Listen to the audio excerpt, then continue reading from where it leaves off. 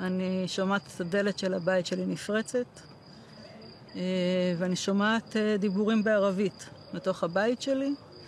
אני מנסה להחזיק את דלת הממ"ד, שהם לא יצליחו לפתוח, אבל כמובן ש6 מחבלים שהיו בתוך הבית שלי הצליחו לפתוח את הדלת. הם ירו כדור אחד על הדלת כדי לפתוח. במזל הדלת נפתחה והכדור רק שרט אותי והמשיך ופגע בארון. והם נכנסים ואני אומרת להם, יש לי פה 2 ילדים. הדבר הראשון שאני אומרת להם, בעברית? לא, באנגלית.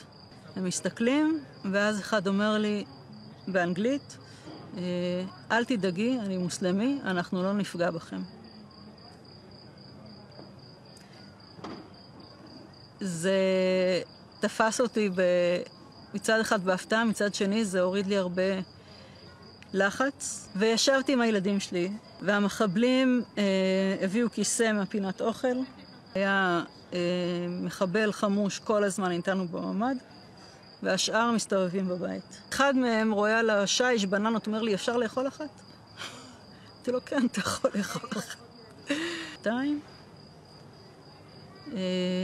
בסוף השעתיים האלה, אחד מהם סוגר לי את דלת הממ"ד, והם יוצאים.